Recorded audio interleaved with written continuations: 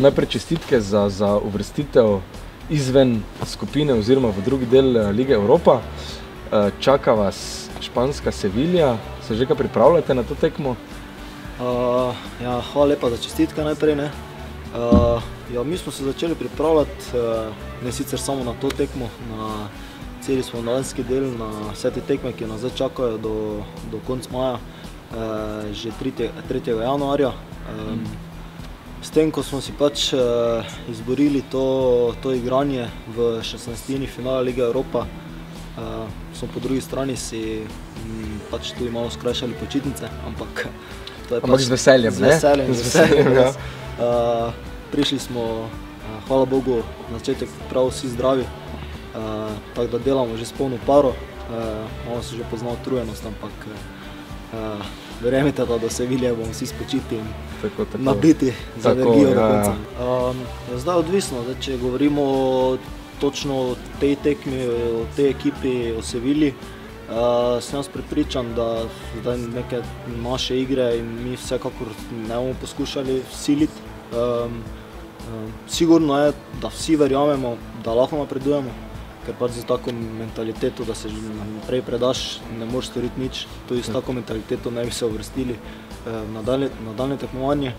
Tako da jaz verjamem, da bomo spet z strokovnim štabom, s trenerjem na čelu, njihovo igro dobro analizirali. Kar se pa tiče treningov, so posebej treningi prilagojeni temu tehničnemu znanju Sevilje ali treningi ekipe NK Maribor ostajajo enaki, kot bi bili, če tudi ne bi igrali proti Sevilji? Ne, jaz mislim, da bi treningi bili enaki, kot so do sedaj. Tako sem rekel, zdaj smo komaj na začetku pripravljeni, delamo večinoma fizično pripravljenost, delamo dosti teka, dosti vaj za moč. Zdaj kondicija? Kondicijski del, tako sem rekel, tudi vaj za moč. V tem jesenskem delu moram priznati, da sem bil posvečen samo nogometu, ker za drugo res nismo niti časa. Igrali smo praktično tekme vsak drugi četrtek v Ligi Evropa, potem vikend sigurno takoj prvenstvo. Odigrali smo tudi 2 tekmi v pokalu slovenskem, imeli smo tudi super pokal, sam sem bil tudi poklican v reprezentanco nekajkrat in niti nisem imel časa za kaj drugega, kot razmišljati samo o nogometu. Mislim, da zdaj spomladi malo več časa, upam, da nam bo vreme naklonjeno, da bomo dobili kakšen dan, mogoče kaj več praj, da bomo odigrali kakšno partijo tenisa. To me v bistvu zanima. Drugače pa smo 100% osredotočeni samo na nogomet. Zdi, da v narekovajih, da Slovenska liga škodi Mariboru, da ima recimo prelahke, ne bom rekel preslabe, ampak prelahke nasprotnike, glede na to, s kakimi nasprotniki se vi soočate v Evropski ligi in si mogoče želite tudi v domači ligi nekih težjih tekm, ki bi vas morda še bolj pripravile na take nasprotnike, ki vas čakajo v Ligi Evropa? Sigurno je Slovenska liga pač takšna, kot je. Sigurno za našo ekipo, za celi klub Maribor sigurno ni dobro, ko ti igraš tekmo proti Viganu, potem prideš sem in igraš domačo tekmo proti Triglavu. Smo nekako že navajeni takih tekem, takega ritma, priti iz Višav na realna tla, tudi v našo Slovensko ligo, ampak tako pač je. Treba se prilagoditi na to. Bilo kakšne so ekipe v našem prvenstvu, na koncu šteje trofeja. Teh smo v zadnjih 3 oziroma zdaj 4. leto že, odkar sem tu, jih kar nekaj nabrali. Jaz verjamem, da bomo tudi letos. Po eni strani mogoče tudi hvala Bogu, da je letos malo prvenstvo izenačeno. Tudi to nam nekako ustreza oziroma nam pomaga, da se dvigujemo. Ampak tako sem rekel, sem prepričan, da bo trofeja spet ostala tu. Ne bi smele biti, no. Videli pa smo letos, da smo pač nekatere tekme res v prvenstvu mogoče malo slabše odigrali. Ampak jaz mislim, da to vseeno ni bil plod motivacije oziroma da si mi ne bi želeli zmagati. Tega ne vem sploh, če obstaja bilo kateri športnik na svetu, da si tekme ne bi želel zmagati.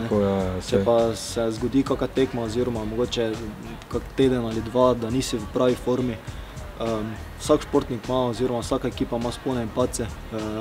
To treba razumeti, no. Ampak tako sem rekel, treba se čim prej pobrati, motivirati za naprej in samo delo je tisto, ki te vodi naprej. Tako, ja, tudi Manchester ima padce, ne? Tudi. Ja, take velike ekipe. Ja, Sicer pa, ko si omenil Wigan, ne? Who the fuck is Wigan? Ja, ne vem, zdaj glede na to, da so me pač premestili iz zveznega igralca na bočnega. Kar sem slišal, da ti paše, oziroma da si se znašel dobro? Trenutno sem se kar dobro znašel in mi ustreza. Ja, to, zdaj, če bi mogel iti nazaj na veznega igrati, bi imel težave.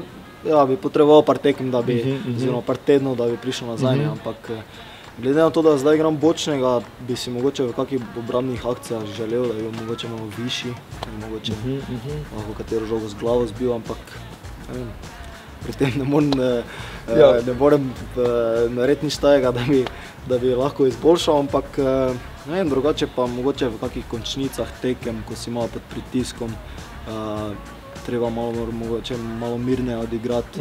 Ampak to potem vse dobiš z tekmami, z leti, z samozavestjo, to vse povezano, tako da jaz verjamem, da bo v prihodnje še boljše. Ja, sem kavra že vedno, vedno stopim na igrišče z levo nogo, si pa vedno zavežem prvo desno kopačko, tako da drugače pa ne, preden grem na tekmo, se ponovadi tudi vedno stuširam, umijem zobe in to, da sem, ne vem, to imam. Kaj pa recimo bi se zgodilo, če si slučajno zamišljen, ampak v kakem pogovoru z soigralcem in slučajno stopiš najprej na igrišče z desno nogo? Ne, to se ne more zgoditi. Smo študentski portal oziroma portal za mlade, me zanima čisto nekaj izven nogometnega sveta. Kdaj si bil na zadnji oziroma če si sploh že bil na študentski zabavi? Na pravi študentski zabavi še nikoli nisem bil, ker moram reči, da tudi ko sem prišel v Maribor, pisan sem sicer bil na EPF, ampak potem pač z mojim prihodom v Maribor se je šola moja nekako zaključila. Zdaj, če še bom potreboval to ali ne, ne vem. Drugače pa na pravi študentski zabavi še nisem bil, tako da... Na kaki privatni pa že, ne? Na privatni pa sigurno, to pa sigurno.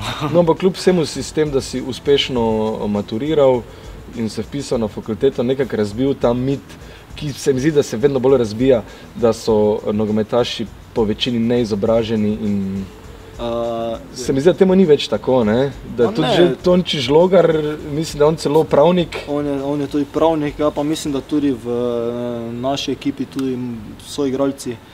Mislim, da večinoma imajo vsi narejene srednje šole. Potem pa, tako sem rekel, tako se je zgodilo pri meni, se verjetno tudi pri katerem drugem mojem soigralcu. Ti si še pred mariborsko ponudbo imel na mizi ponudbo Newcastle, če se ne motim. Ja, takrat je šlo nekako... No, in si jo zavrnil. Ja. Pa me zanima, če si do zdaj kdajkoli preklinjal to odločitev, da si zavrnil tisto ponudbo in... Ne, nikoli nisem, ker zaradi tega, ker tu v Mariboru se res odlično počutim, odlično mi gre od rok oziroma od nog, res klub je organiziran tako kot treba, osvajamo trofeje, praktično sem tu doma, sem Štajerec in to je moje mesto. Jaz sem vesel, ker sem tu in res tiste odločitve nikoli nisem obžaloval. Tako sem rekel, Maribor je bil v težkih časih, takrat finančno, sedaj k temu pozitivnemu finančnemu stanju mislim, da smo pomagali klubu tudi mi sami igralci, pač z vsemi temi uspehi, z vsemi nagradami, ki smo jih klubu pač prinesli v zadnjih 3-4 letih. In moram reči, da zdaj je res vse tako, kot mora biti. Maribor je v zelenih številkah, mislim, da je praktično edini klub v Sloveniji, ne samo nogometni, tudi kateri drugi, ki se lahko ponaša z tem.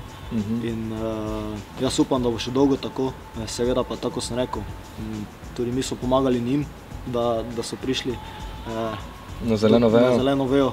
Jaz upam, da jim bomo pomagali še naprej. Bi bil recimo iz solidarnosti do drugih, predvsem v Mariboru, ki se soočajo z težko revščino in nimajo v bistvu niti nič za dati v usta, bi bil za njih pripravljen igrati tudi za manj denarja? Jaz moram povedati, da nekaj dresov oziroma pač takih nekih malenkosti sem dal že kar nekaj v neke dobrodelne namene in to in pač rad tudi pomagam, sigurno, ne. Moram pa reči, da po drugi strani pa nekim organizacijam takim, ki bi naj pomagali ljudem v stiskah, moram reči, da ne zaupam, ne. Pa mogoče niti nič narobe, da ne zaupaš. To je pač moja vizija in tega sem držal. Če pa bi mogoče kak mesec oziroma dva mogel spustiti kakšen evro od plače stran za res neke dobrodelne namene, ki vem, da bi šle v prave roke in za pravo stvar, pa si sigurno ne bi odrekel. No, tukaj si pa za vzor, sigurno. No pa, mi pri Dostopu nismo nobena organizacija, bi bil nam pripravljen kaki dres podariti? Sigurno. Sigurno? Sigurno. Se lahko dogovorimo dejansko? Dejansko. Ok, imate dovolj dresov? Ampak te mislim, da bi lahko bil povabljen na kako prvo študentsko zabavo, tako da...